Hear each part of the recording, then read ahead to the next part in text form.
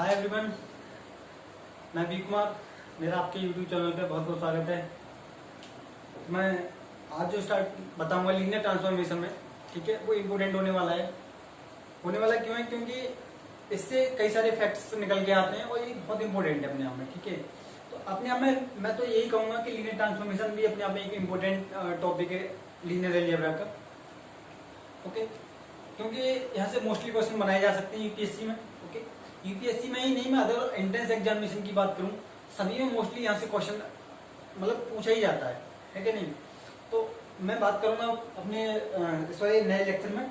Already मैंने बता दिया आपको लीनियर ट्रांसफॉर्मेशन के बारे में, लीनियर ट्रांसफॉर्मेशन क्या होती है, ओके। और लीनियर ट्रांसफॉर्मेशन से रिलेटेड जो भी फैक्ट्स थे वो बताए मैंने, रिलेटेड थ्योरम थी वो बताई मैंने, ठीक है। और मैंने एग्जांपल भी बताए कैसे शो करेंगे कि कोई लीनियर ट्रांसफॉर्मेशन दे रखी है आपको, ठीक है, तो आप बताएंगे वो लीनियर ट्रांसफॉर्मेशन है या नहीं है। हमें चेक करना है कोई ट्रांसफॉर्मेशन दे रखी है क्या, ठीक है, ठीक है। तो हम कैसे चेक करेंगे वो लीनियर ट्रांसफॉर्मेशन है या नहीं है। ये सारे मेथड मैं बता चुका हूँ पहले वीडियो में, ठीक है। इस वीडियो में बात करूंगा हम उससे कुछ आगे वाले टर्म्स की, जैसे रेंज आपकी मैं बात करूंगा, आपकी रेंज स्पेस की बात करूंगा, इसमें कर्नेल क्या होता है, नल स्पेस क्या होता है, इन टर्म्स की मैं बात करने जा रहा हूँ, ठीक है, क्योंकि इंपॉर्टेंट है अपने आप में, ठीक है। तो देख लेते हैं पहले, तो मैं बात करता हूँ पहले रेंज की। Range of T, T means linear transformation. Here we are talking about T means linear transformation, okay. This is second lecture on linear transformation, okay. So here, so range of T it means range of linear transformation, okay. I can write range of linear transformation,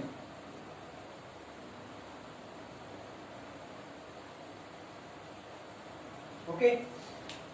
सो आप अगर इस वाले chapter की मैं बात करूं linear transformation की, तो ये अपने आप में इंपोर्टेंट है ही, क्योंकि अगर जितने भी इंट्रेंस एग्जामिनेशन ले लो, एनडीएचएम, सीएमआई, आईएसआई वगैरह वगैरह जितने भी हैं, डीयू, बीएचयू, एएमयू या आईआईटी जेएम की मैं बात करूं, तब भी जितने भी क्वेश्चन मोस्टली क्वेश्चन जो लीनियर पूछे जाते हैं वो लीनियर ट्रांसफॉर्मेशन से, मतलब एक दो क्वेश्चन उनको पुट करना जरूरी है, क्योंकि है ही इंपोर्टेंट, इतना इंपोर्टेंट होता है टॉपिक अपने आप में कि बहुत इंपोर्टेंट होता है, ठीक है। तो इस मारे यहाँ से क्वेश्चन पूछना इनको बन ही जाता है, मतलब इंपोर्टेंट होता है, ठीक है। तो देख लेते पहले रेंज ऑफ, रेंज का मतलब समझ में ही आता है आपको रेंज क्या होती है, ठीक है। रेंज मतलब the set of all images, set of all images, okay. उसको क्या बोलते हैं, किसी रेंज बोलते हैं, ठीक है। इसको मैं डेफिनेशन की बात करूं, late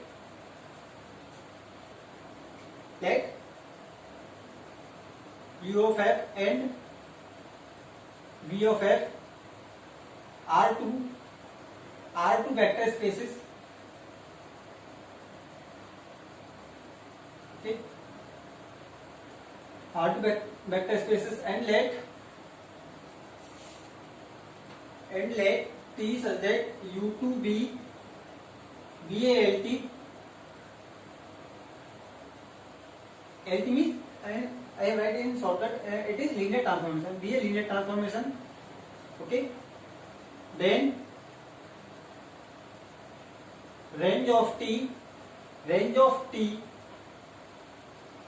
a subset of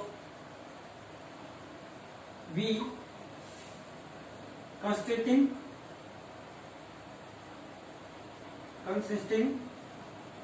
all the vectors, all the images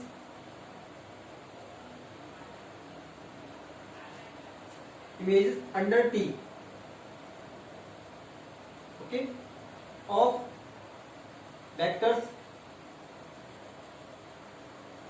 U belongs to U, okay. We can say that UF and VF are two vector space over the field F, and T be any linear transformation from n vector to second vector, okay. Then range of T is a subset of V, then range of T is a subset of V. Range क्या होता है, किसी का एक subset होता है, किसका, जो हमारा एक कोडोमेन जो होता है उसका क्या होता है, एक कोडोमेन का क्या होता है, एक सबसेट होता है, ठीक है। तो range of T is a subset of V consisting all images under T of vectors of vector U belongs to U, मतलब जो जितने जितने भी इसके यू क्या यू से बिलोंग, यू मैंने कोई स्मॉल एलिमेंट ले लिया यहाँ से, ठीक है, मतलब यू जो यू क्या है, वेक्टर है, वेक्टर एलिमेंट है कोई किसका, यू का। तो जो जितने भी यूज हैं, ठीक है, यू मतलब एक एलिमेंट पार्टिकुलर एलिमेंट ले लिया मैंने, ठीक है, तो उनकी सारे के सारे जो वेक्टर हैं उनके क्या इमेजेस हैं, ठीक है। तो इस तरीके से कह सकता हूं vectors of you, okay. If it is denoted by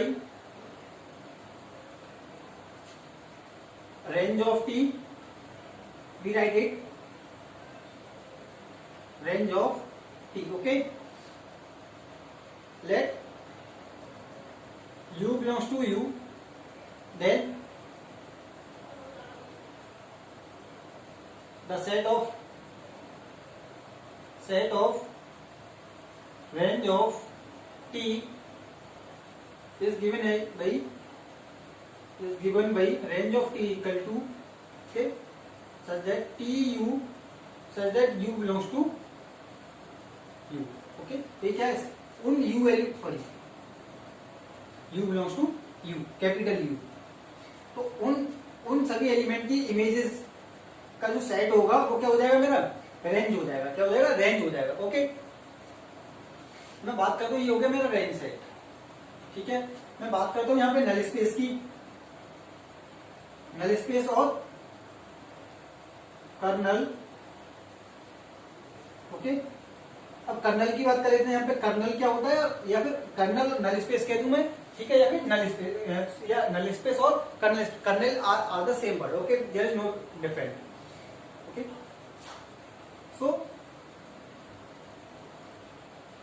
let u and v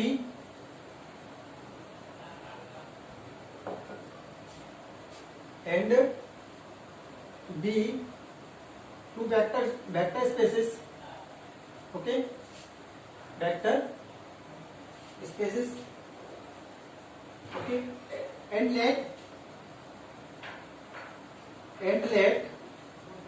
t be the lt from u to v, then the null space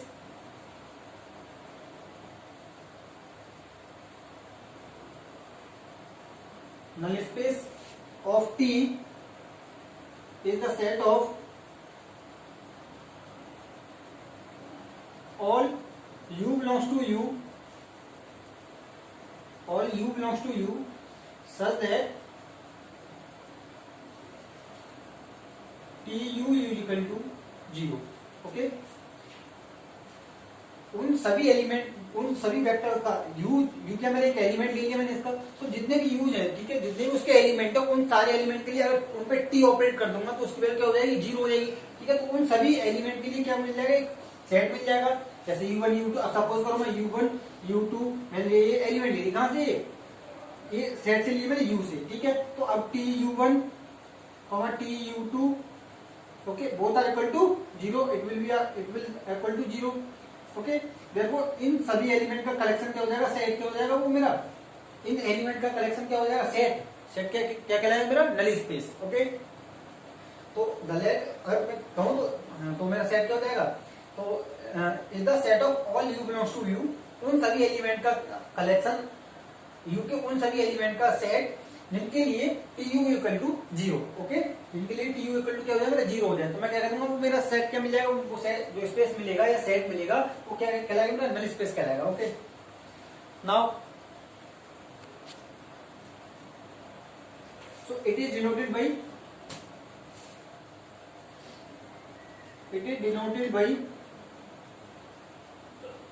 anti और kernel T, okay, so it can be written as a set nt equal to u belongs to u such that tu equal to 0। उन सभी u का set, okay, जिनके लिए tu equal to 0, okay. You का कोई element लूँ और T operate कर दूं, उसके लिए क्या मिल जाती है, उसके लिए जो वैल्यू मिलती है क्या मिल जाती है, जीरो मिल जाती है मुझे वैल्यू। उनका सभी एलिमेंट का कलेक्शन क्या कहलाएगा, नल स्पेस कहलाएगा। ठीक है, तो this is also called kernel. तो kernel T equal to N T, okay, are the same word, kernel T and the null T are the same word, therefore we can write u belongs to u such that tu equal to 0. Okay, so these are the definitions of the null space. This is the null space and the range space. Now we will take some examples of the range. How can you find the range? If there is any linear transformation, okay, then how can you find the range or null space? Okay, it can be asked by UPSC. If any transformation is given, then then he can ask find the null space and the range space. Okay, so question is that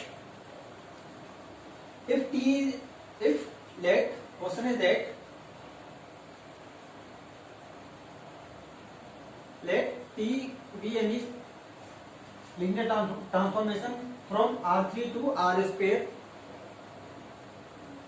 R3 to R2, okay, be a linear transformation defined as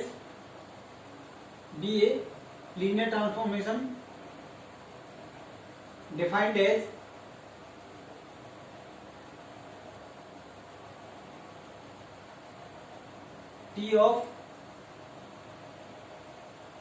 XYZ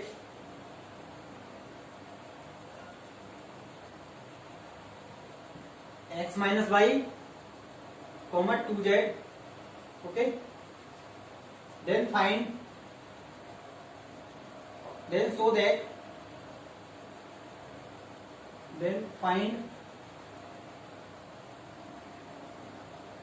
range and null space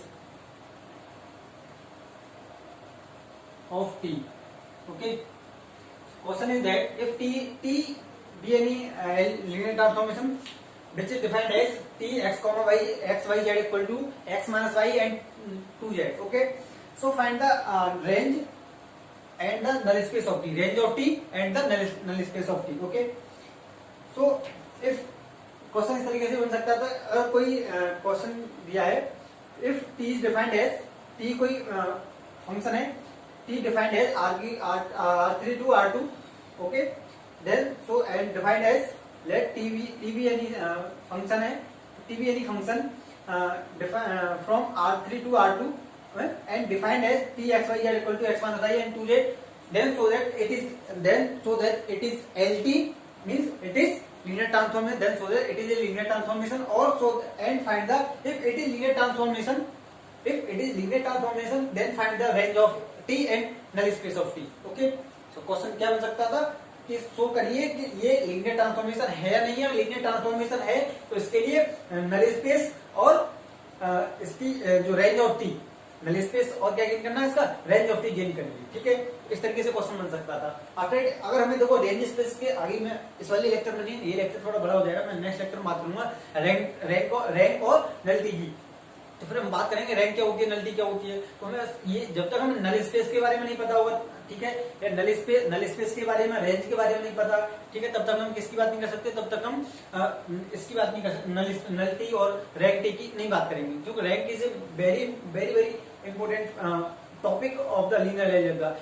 Any question asked from related to rank. Okay, so rank अपने में बहुत important topic है linear algebra का. Okay, but बहुत easy भी question अगर हम कुछ समझ में आ जाए तो, ठीक है, सब कुछ समझ में आ रहा है तो बहुत easy भी अपने आप में, ठीक है। और मैथमेटिक्स है क्या, अंडरस्टूड, ठीक है, आप समझते हैं तो ठीक है, नहीं तो रटना तो है ही, ठीक है। तो question is that let T, हालांकि जब मैंने आईआईटी जेईई का टेस्ट दिया था शायद उसमें भी कोई आया था रैंक से रिलेटेड क्वेश्चन पूछा गया था, तो इजी था, ठीक है। तो क्वेश्चन इज दैट, ठीक है, तो सॉल्यूशन देख लेते हैं पहले इसका। I have IIT JEM qualified, also I have gotten the IIT, any IITs, okay, but there are some problem of money, so I cannot take the admission in IITs. So okay, now so question, now we find the range of T. First we find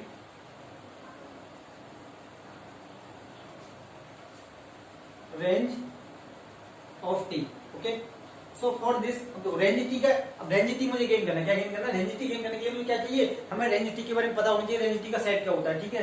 तो range T का जो set होता है वो इस तरीके से define होता है, रेंज टी इस तरीके से डिफाइन जो होती है वो होती है कि टी यू इक्वल टू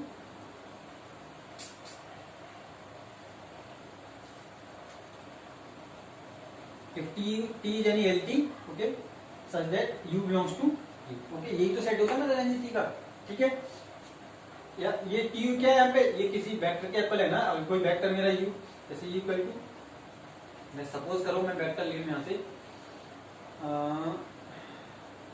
जैसे R2 है मेरे यहाँ पे, तो सपोज करो मैंने कोई एलिमेंट ले लिया यहाँ पे अल्फा, और बीटा बिलोंग्स टू मेरा R3 में, ओके, और R ये किसमें R स्क्वायर में, तब तो मैं क्या करूँगा alpha is equal to T beta, ये तो सब रिलेशन होगा इसमें।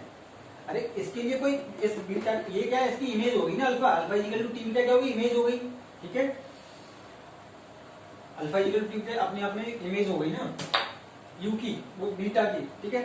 तो देखिए पहले मैं यहाँ पे बात करूँ, इसके लिए क्या करूंगा, देखो अब मुझे क्या चाहिए, देखो यहाँ पे रेंज कैसे मेरे R2 है, रेंज कैसे R2, इसमें मतलब जो एलिमेंट होंगे कैसे होंगे, इसमें जो एलिमेंट होंगे वो इस टाइप होंगे, late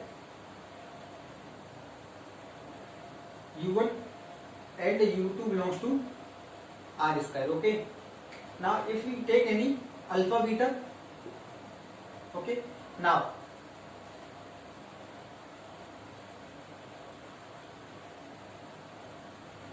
here is any argue and let, तो we can take any alpha comma beta, element कैसा होगा इसका, इस टाइप का एलिमेंट होगा, and let and x by z by comma z belongs to R की, okay.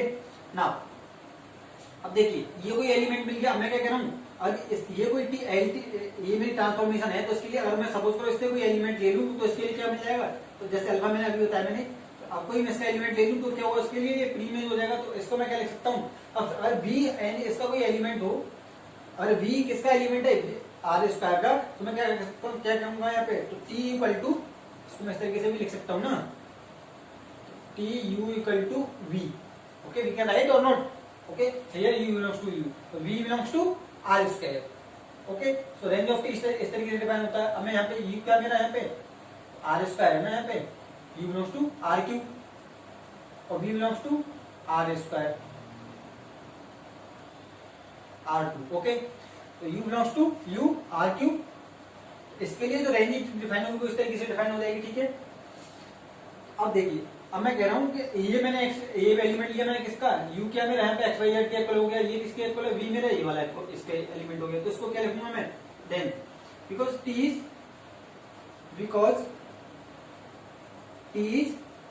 LT linear transformation, therefore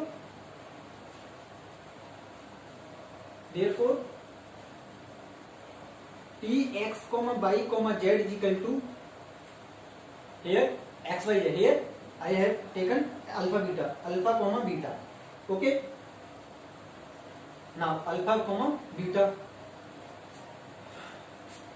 now we take, and tx comma y z is defined as x minus y comma 2z, okay. So therefore alpha comma beta equal to x minus y comma 2z, okay. So alpha is defined as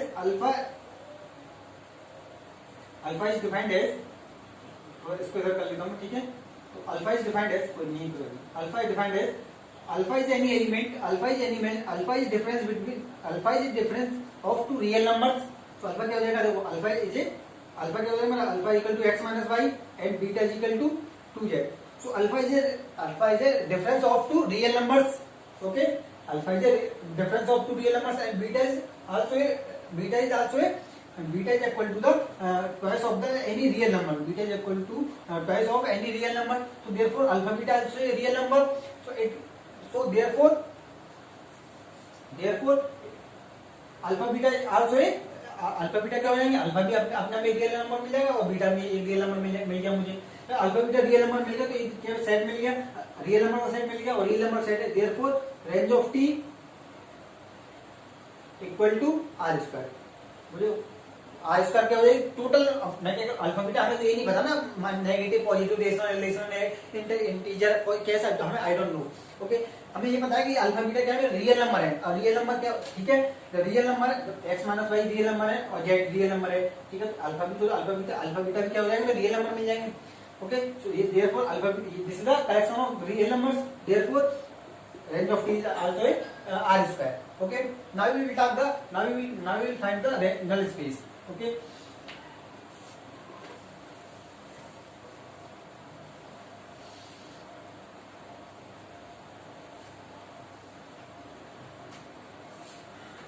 So second we find, now we want to find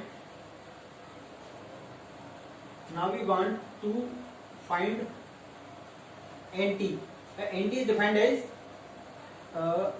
u belongs to r square, okay, या alpha belongs to r square such that r cube and t of alpha equal to 0, okay, and it goes to in r square here,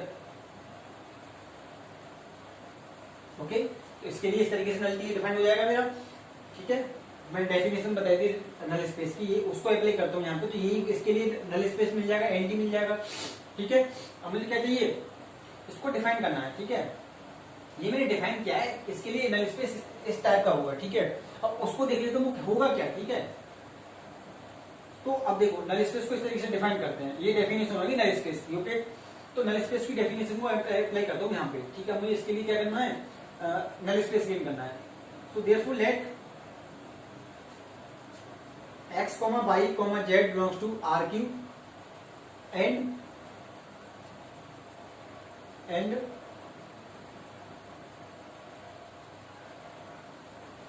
we find nothing, then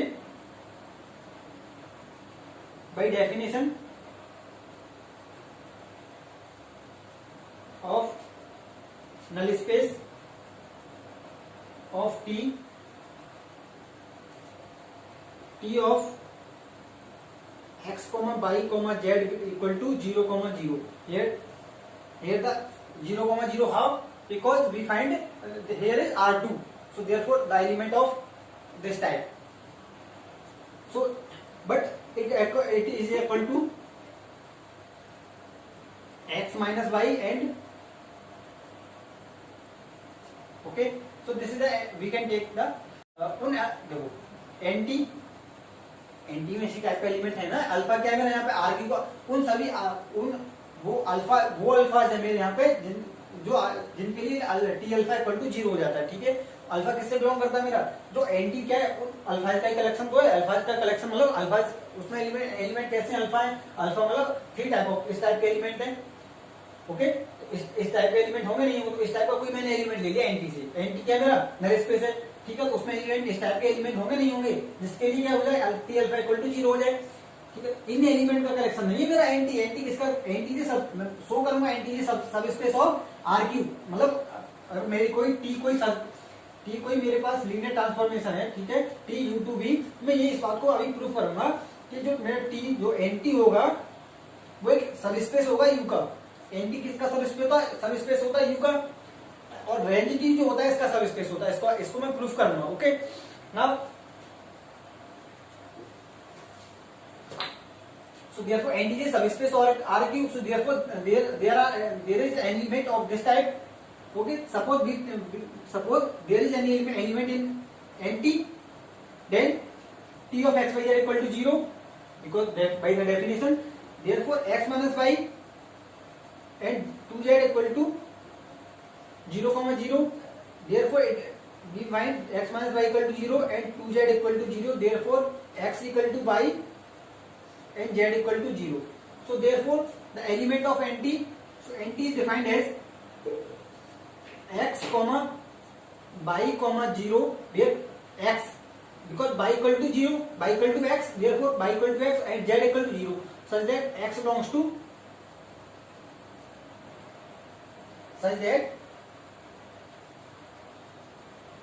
t of x comma x by z equal to 0. Okay, so x y z are the real numbers, so we are not talking over here. Okay, इसी के x ये तो element कैसे होगा, इसमें इस type के element हो गए नहीं हो गए, तो x 0 इन एलिमेंट का कलेक्शन है, तो therefore we can say that because x equal to 0. Okay, now we will talk. Okay, where x belongs to real number है ना मेरा, तो इसको मैं रियल नंबर भी लिख सकता हूं, there is no problem, x belongs to r.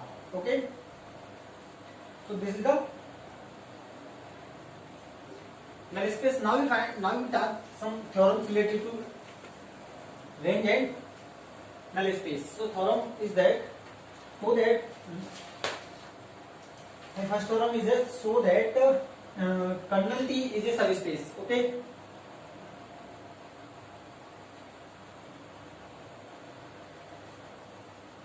so that kernel of a kernel T, okay, is a subspace. उसको पूरा लिख दो, ठीक है. Let T such that U to be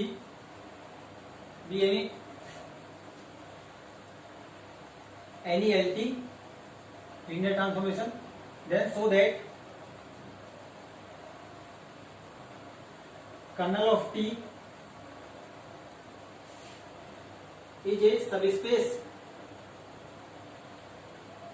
of U. Okay, ये मुझे प्रूफ करना है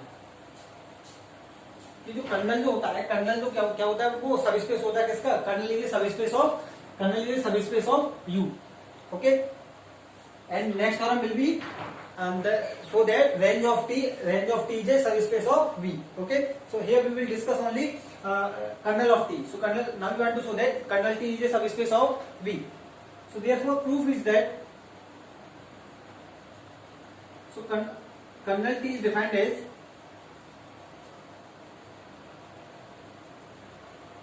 U belongs to U such that TU equal to 0 belongs to V. Okay, तो कर्नल टी इस तरीके से डिफाइन होता भी है, kernel T we have, you can write we have. Okay, UPSC can ask such type of small theorem. Okay, तो छोटी theorem से, ठीक है, यूपीएससी कैन आस्क भाई, आई कैन नॉट से कुछ भी सकता, नहीं कुछ भी सकता, बट यूपीएस जो सॉरी उसके बीएससी एमएससी बीएससी के लिए है, पूछ सकता है, बीएससी वालों से पूछ सकता है. ठीक है, तो कर्नल टी इस तरीके से डिफाइन होता है मेरा. ठीक है, अब मैं लेट देखो T0 इक्वल टू क्या होगा मेरा, मैं 0 एलिमेंट ले लूं, 0 एलिमेंट होगा इसमें, क्योंकि क्या मेरा वेक्टर स्पेस है, therefore it is a commutative additive group, therefore 0 belongs to U. So therefore T0 equal to 0, therefore 0 belongs to U, kernel of T. Kernel of T equal to NT. Kernel of T क्या मेरा, यहाँ पे null space है ना, colonel T को मैं null space भी तो बोलता हूँ, तो इस तरीके से क्वेश्चन आ जाता है. So that null space is a subspace of U. Okay, so kernel T, 0 kernel T, this implies kernel T is not empty, therefore let U1 comma U2 belongs to kernel of T. Okay, then T of U1 equal to 0 and T of U2 equal to 0. Okay, and let alpha comma beta belongs to F, where F is any real number, field. Okay, so we can say, okay, where U and V are the vector space over the field F. Okay, we can write. Okay, there is no problem. Okay, so where F is field. Now alpha U1 plus beta u2 belongs to u. Okay, this linear combination goes to in u because u is a vector space. Okay, so it goes to in u. Now we want to t alpha u1 plus beta u2. Okay, therefore we find alpha if t is, now t u1 plus beta t u2. Okay, because t is lt, तो t lt है तो इसको मैं क्या लिखूंगा, इसको इस वाली फॉर्म में लिख सकता हूँ. therefore t u1 equal to 0 dot 0 plus beta equal to 0. Okay, therefore it is equal to 0. Okay, it is 0, therefore it is equal to 0, therefore it will be 0. Hence this implies, क्या implies कर गया मेरा कि ये जो null space था मेरा, ये वाला जो नल स्पेस था, तो क्या किस में चला गया मेरा, कर्नल टी में. therefore t of alpha u1 plus beta u2 belongs to kernel of t. hence kernel t is a subspace of, ये अरे मुझे ये तो प्रूव करना था सर, ये वाली जो वैल्यू की सबस्पेस क्या होता है, सबस्पेस ये होता है alpha u1 plus beta u2. Okay, it goes to किसमें, ये भी तो कर्नल में चला गया ना मेरे, तब ये कर्नल में चला गया, therefore it goes to a kernel, it goes to also kernel, so therefore kernel T is a subspace. Therefore we can say that alpha u1 plus beta goes to in kernel T, therefore kernel T is a subspace of V. Okay, now I will take the other definitions. Okay, so ये मेरा हो गया, ठीक है, ये मैंने prove कर दिया. Now I will tag the, if you have any doubt you can comment me. Okay, for the viewers on YouTube. ठीक है, तो स्टूडेंट तो YouTube पे देख रहे हैं मेरे, ठीक है, और आपको भी कोई डाउट हो तो बताना मुझे, ठीक है. Now I will tag range of T. Okay, next theorem is that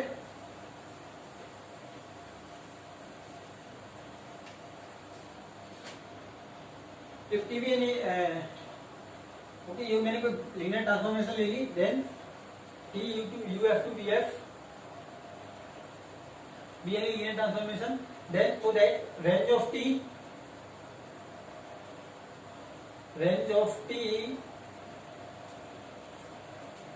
is a subspace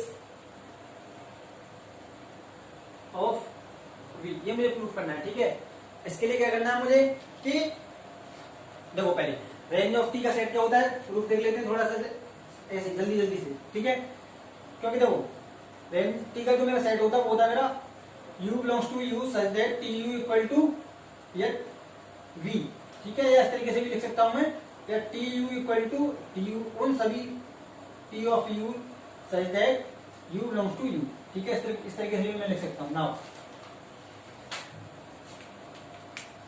ठीक है, ये सेट होता है मेरा. अब देखिए, या इस तरीके से लिख लो या इस तरीके से लिख लो मैं, ठीक है, मैं इसको इस तरीके से नहीं, इस तरीके से लिख सकता हूँ.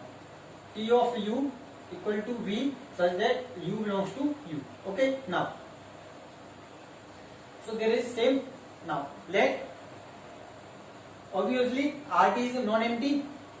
Okay, so therefore we take here u1 comma u2 belongs to u and v1 comma v2 are the images belongs to v. Therefore v1 will be equal to tu1 and v2 will be equal to tu2.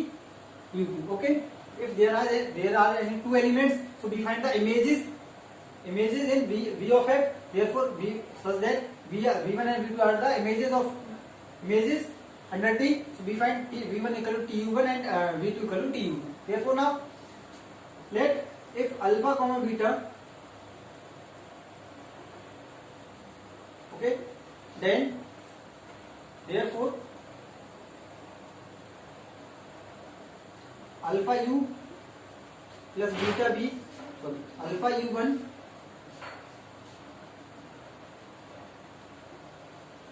plus beta u2.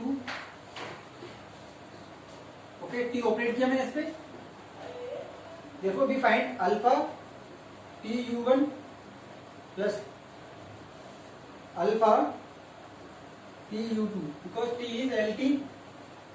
Okay, so alpha V1 plus beta